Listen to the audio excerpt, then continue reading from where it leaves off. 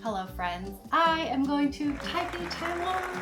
I fly to Asia multiple times a year, but this time I'm going to bring you guys with me to show you what it's like to travel 15 hours from New York City to Taipei. Usually I like to not film and just relax when I'm at the airport or when I'm on a plane, but I thought that it'd be fun to show you what the journey looks like to travel to the other half of the world, especially for those of you who are curious or who are nervous about flying for that long. And then I'd also love to share some of my long haul flight tips with you guys. We are all packed now and we're gonna head to the airport. We are flying out of JFK International Airport. And typically when it's not too late in the evening, we will take public transportation just because it is cheaper that way and it's not too late right now. So we're gonna hop on the subway and go from there. Let's go.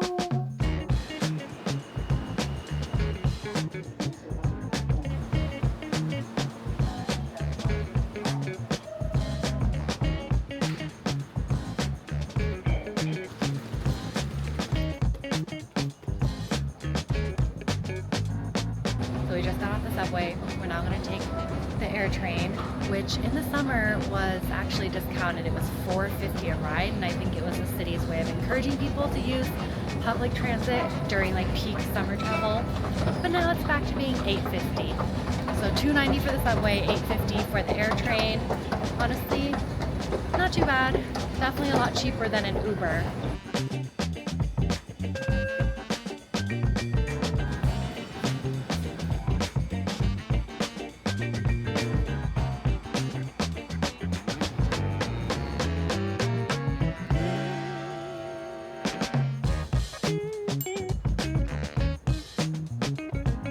Already have our boarding passes on our phones and we don't have any bags to check in, so we're gonna go through security.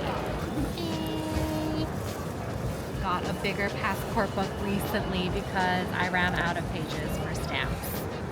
And we both have pre-TSA, so this should be quick. All right, all done. TSA. Today's TSA officers here at JFK, not that grumpy, thankfully. I've noticed that the later it gets in the day, the grumpier they are. It's not like too late right now, so it's a mild level of grumpiness. We're now gonna go into a lounge. We are at Terminal 1 in JFK, which typically has a lot of really good lounges, but none that are open this late for priority pass holders. So we always come to the Turkish Airlines lounge, which is not the best, but it's not too bad. It's just like the food is not great. But hey, at least we get to come in.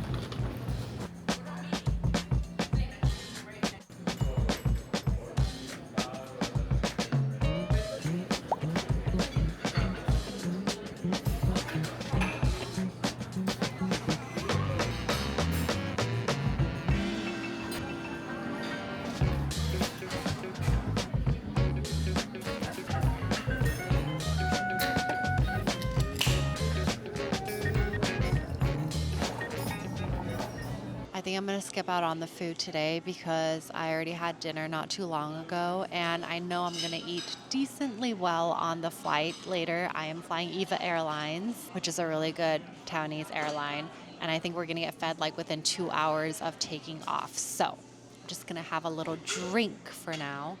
While we wait, there is one thing that I do before every trip abroad that has been an absolute game changer to my pre-travel routine, and that is downloading an eSIM through Airalo. Airalo is a 100% digital eSIM store that gives you access to data in over 200 countries and regions. That means I never have to wait in line at the airport for a physical SIM card, and for trips where they are short and jam-packed like these, any wasted time that I can leave out is so important to me. It's also free to download, and if you use my code WU3, you get $3 off your first eSIM.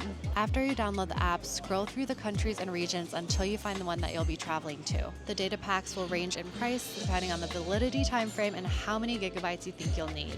So, since I'll only be in Taiwan for 3 days on this trip, I'm gonna purchase the 3 gigabytes for $8.50. And then I'm gonna go ahead and click on buy now. And then once I land in Taiwan, all I have to do is activate it.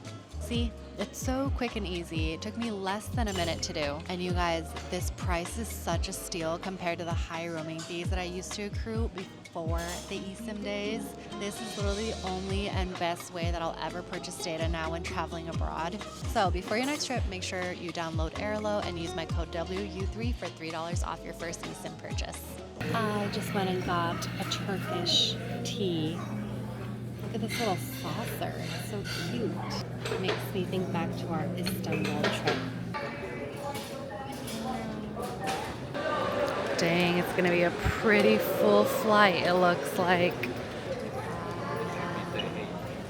I did, in fact, work the entire day today, and I even went into the office. So it's been a long day, but that is how I maximize my vacation time / not use PTO, is I still work if I have an evening flight.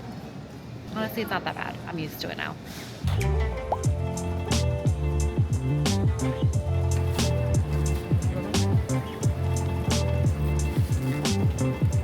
You guys, I am so excited to be on EVA Airlines. Service is always great.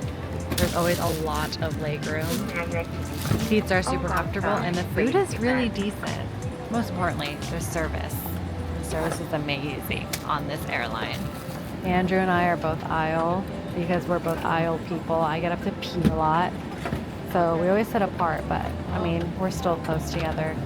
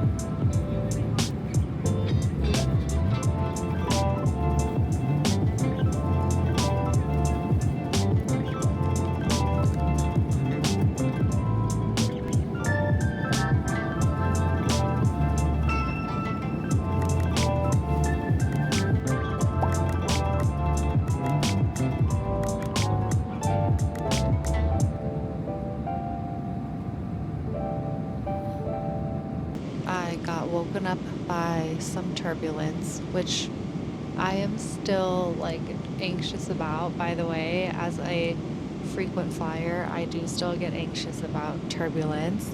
The way I try to combat it is by taking deep breaths and by listening to like podcasts or even music. Just having something in my ear to distract me from it helps.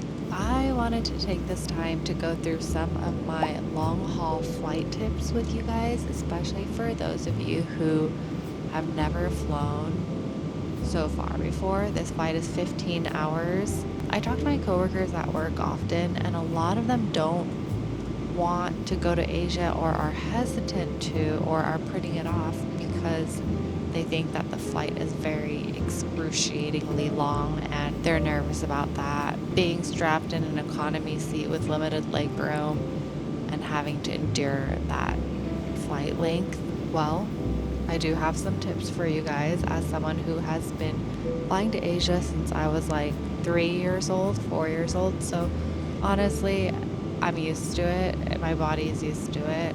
I've never had to adjust to it as an adult, but there are ways to make it a lot more comfortable. So I am thankfully somebody who can sleep on long flights, but if you are someone that cannot sleep on long flights, take sleeping gummies. Bring your most relaxing rituals with you on this flight. So if an essential oil roller or balm helps you relax, aromatherapy, then bring that with you. If an eye mask helps you, bring that with you. I usually bring a travel pillow, an inflatable one, but when it comes to these like nicer airlines where they have these back headrests that kind of curl up like this, I realize that I sleep pretty well just without a neck pillow, and sometimes the neck pillow can even be a nuisance for me, so I've kind of stopped bringing that the last couple of flights. Actually, you can download a meditation app and meditate in your seat. Like, do whatever it takes to relax yourself and make yourself comfortable and fall asleep. I feel like I'm really lucky that I can fall asleep on a flight, and so can my boyfriend Andrew. But for people that can't, which I know many of you out there are not able to, then make sure that you make it a priority to bring whatever helps you fall asleep. Okay, and for those of you who can fall asleep, take a red-eye flight so that it goes by faster for you, because I love red-eye flights. The reason why is because I get to sleep through pretty much like most of the flight, especially red-eye flights to Europe that are like 7 to 8 hours from New York City. I am pretty much knocked out the entire flight, and it just goes by so much faster. The moment you wake up, you're already in Europe. And then with these Asia flights where they're like 15 hours, I'm usually asleep for at least half of it. Another thing is, if you know you're an anxious flyer, or if you get stressed out easily, then go to the airport early. That way you have plenty of time to check in at the counter if you need to check in your bag and relax, not like stressed out running to the airport, wondering if you're going to catch your flight or not. Just knowing that peace of mind that you're already at the airport, that you have plenty of time before you board, like that really helps. Just get you ready for a relaxing flight. Also, download a few podcasts and movies in advance, or at least know what you're going to be doing on the plane. That way you're not just sitting there bored and your mind isn't wandering. For example, on this flight, I knew I was going to, 1, sleep a lot, and then 2, edit on my laptop. So just have like a plan of what you're going to do on the plane, because it's going to help time go by faster and you're not going to be bored. My other tip is try your best not to overpack your personal item. You do have limited leg room, especially if you're in economy, right? So if your personal item is really bulky, you're not going to have anywhere to put your legs, and it's going to be very, very uncomfortable. I have overpacked my personal item before, and my legs were like bent the entire time, which is not very comfortable on a long haul flight. So make sure it's like a purse, or just don't overfill your backpack, so that you have enough room to stretch out your legs. And then of course, make sure you stay hydrated, because the cabin air is very, very dry. Drink lots of water, bring your own water. I usually bring a foldable water bottle so that I can fill it up at the airport at those water stations.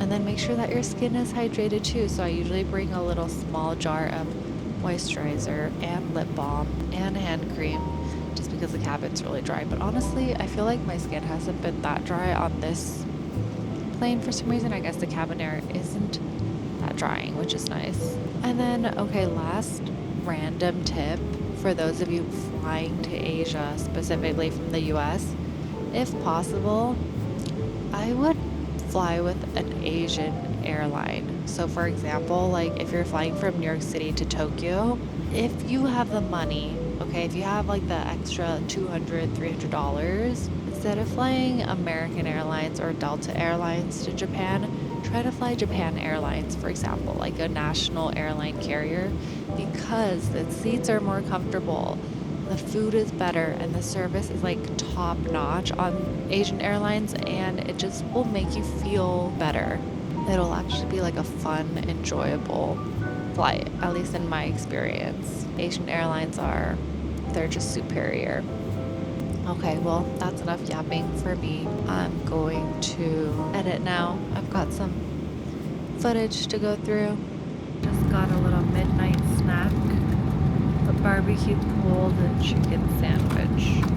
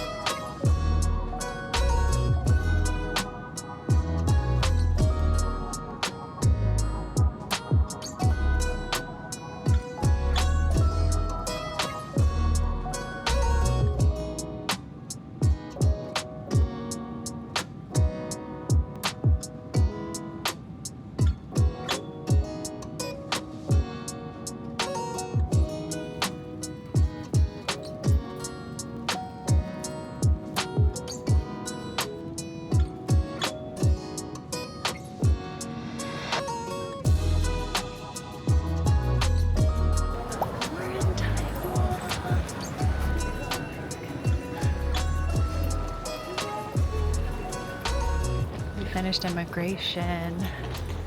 Oh, this is the arrival hall that I'm just so familiar with, except no one's picking us up.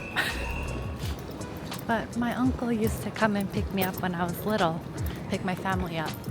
Getting some cash because you definitely need it when you're in Taiwan. Not everywhere accepts credit card, especially not those little food stalls or night markets or even like smaller mom and pop shops.